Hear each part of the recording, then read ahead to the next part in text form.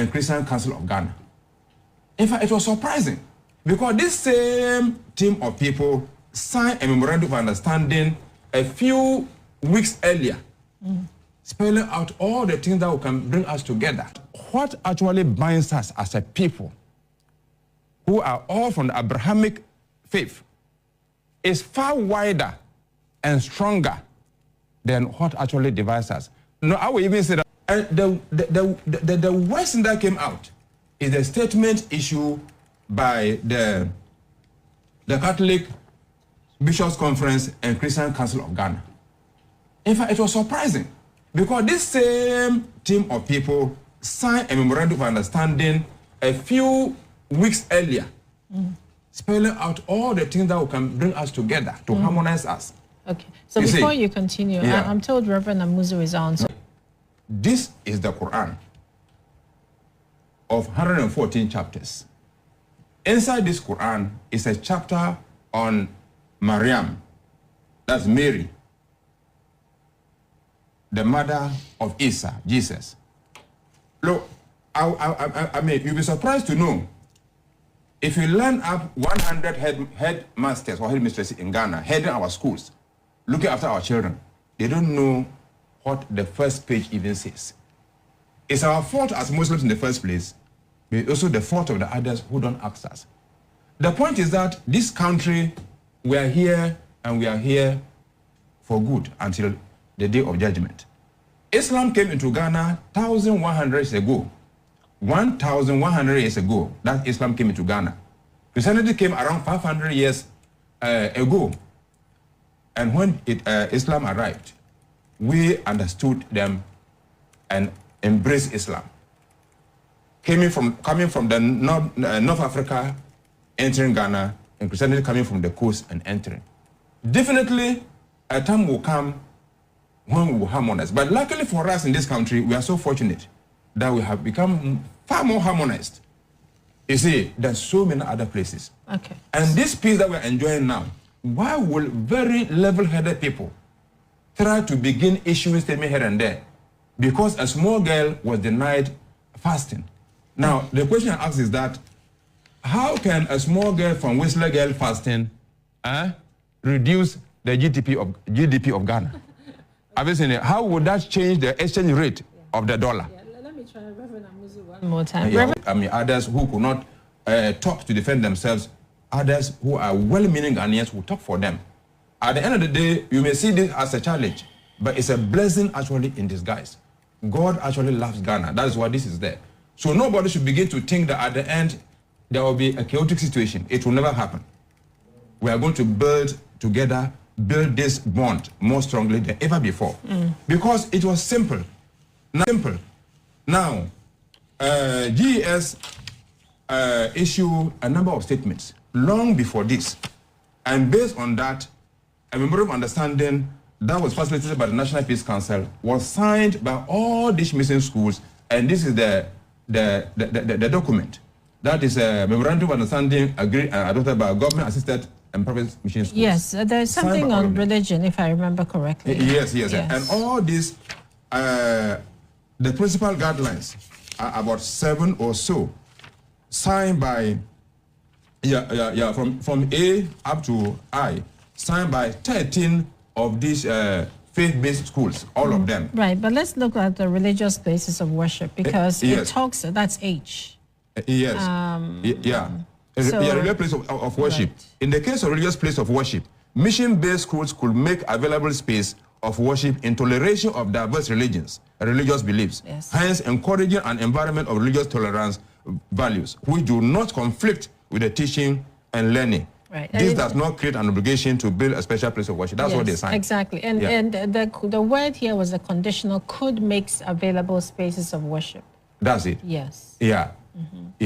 So they all signed. Yes. But let me tell you a surprising thing about this memorandum of understanding. The one that was in circulation, which we fish for, was not signed by the Director General of Ghana Education Service. I don't know whether what was in circulation is different from what he signed. But I believe that we were not going to be fishing for it. It was made available publicly and freely to all Ghanaian parents the headmasters and headmistresses all over the place. We ourselves, who were so much interested, had to fish for it before we got this. Now, the signatures of all the others are there. That of the Director General of Education was not there. So what actually makes it valid now? So I think that this correction should be done. If we should make it valid, number one, the Director General will have to sign it. Now it should be circulated. Parents should have copies. Muslim leadership and others should have copies, so that at the end of the day, we'll know exactly where we stand now. Okay. I'm quoting the GES, one of the directors who appeared on this very forum, Mr. Daniel Fenny, who said very clearly, the representative from GES stated that the GES mandate is to train all students without any inclination to any religion. All persons trained must fit in all societies. This is from GES headquarters, from one of the directors, Daniel Fenny.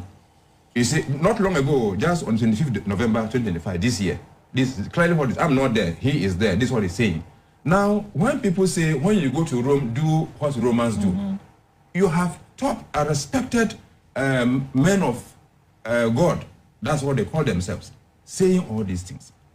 On the grounds that a mission school belongs to a different group of Ghanaians. So when you go there, whatever they ask to do, even if it violates the constitution, you must adhere to it. What kind of Ghana are we building with this mindset we are creating in our children? You see, the worst thing that we don't know, which we are trying to create, is this. If we begin to build this in the minds of our children, in the next 20 years, madam, do you know what will happen? We may even have a parliament that is divided. We have the judiciary that's divided on religious lines.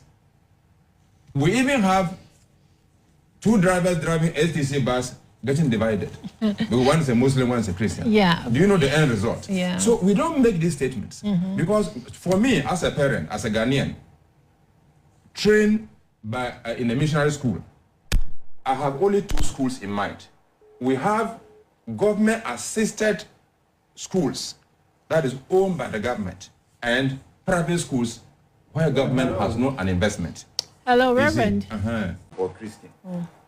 In the Islamic schools, let me tell you, Islam is a very unique religion, far different from the rest. You don't compel anyone to go to a mosque when he's not, has not yet come out willingly to confess that I'm a Muslim. Even before then, maybe before a number of people, he confesses or professes that he's now a Muslim by reciting what you call the Shahada.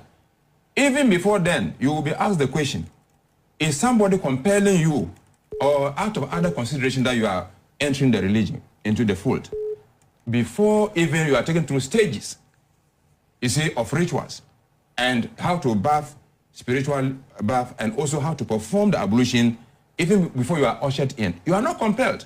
In the Islamic schools, Islamic senior high schools today, just last week, I facilitated the commissioning of a water system of a school that belongs to both Muslims and Christians in West Central, just last week. Because they didn't have water, I wanted them to have water. So can I say the water is for only the Muslims? It's for all of them. No, so we don't compel people to become Muslim. We don't compel them that, oh, this is the time we are going to the mosque, therefore join us. It doesn't happen. Yeah, you know, as I said from the very beginning, for me, as I sit here, I see only two types of schools in Ghana. Government-owned schools or government-assisted schools, or private schools. Every government-assisted school belongs to all Ghanaian children. But there's a difference, though, because there are schools that the government owns, and there are schools that the government assists. Fine. So therefore, the mission schools fall within the government-assisted, not the government-owned. They are government-assisted schools. That's right. Yes. That's madam. We have government-owned schools. We have government-assisted schools. Yes. Now, the chunk of money that goes to government-assisted schools and government-owned schools, you know very well, are likely even to be the same, or even the government-assisted ones sometimes are more. You see, it's happening in this country. Now, even in the government-owned schools, which are not mission schools, this violation of the children's rights, Ghanaian children's rights, is happening all over the place. You can name out of the 700 and so senior high schools in Ghana, a number of them that are government fully owned, we have these practices happening all over the place. It's only not reported. That is why I said from the beginning that this situation that we are in now is God sent for us to bridge the gap, try to come together the more, give voice to the voiceless in the schools, and make sure that we come back to the drawing table and begin to understand each other very, very well. Yes. It's happening in these schools, which are fully government owned, but headed by leadership that are inclining to Christianity, violating the very constitution that the very government made us all to adopt. Yes, but on the other hand, you also have, yes, if the religion, we make decisions for schools based on where we want to go. That's right. My understanding is that there's even a statement. Coming together to dialogue would have been the best. What went wrong after signing this MOU with all the faith-based schools? It is surprising that just after 2 months or even less, it was signed on what date? It was signed on a particular date. I know about this not too long ago. You see. Just one second. Is there a shift in appreciation of you see, first of all, let me state that when the National Muslims Conference issued their statement, just to help all of us, the very first thing that did was that the number one point they made to us to help all of us is that the Constitution is supreme.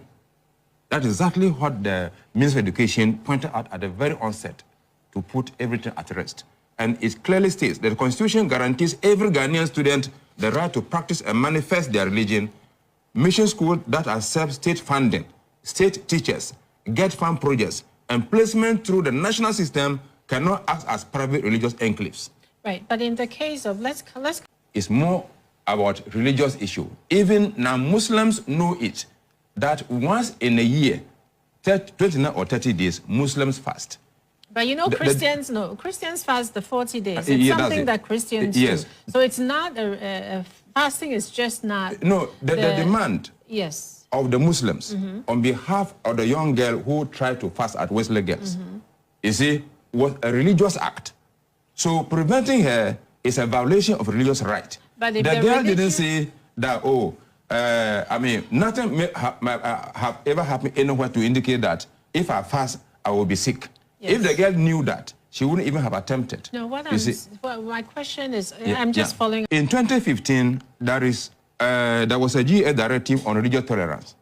And one, it prohibits a denial of the right of a female Muslim student to manifest their religion by way of hijab. I'm making this clear to all Ghanaians. It's a GES directive 2015. Okay. B, forcing Muslim students into Christian worship. It is clear. Then preventing Muslim students from practicing their faith. I think yes, and that's the GS directive. Yes, and I think what to give. Let me quickly finish up with something. And then I'll go to one thing that when you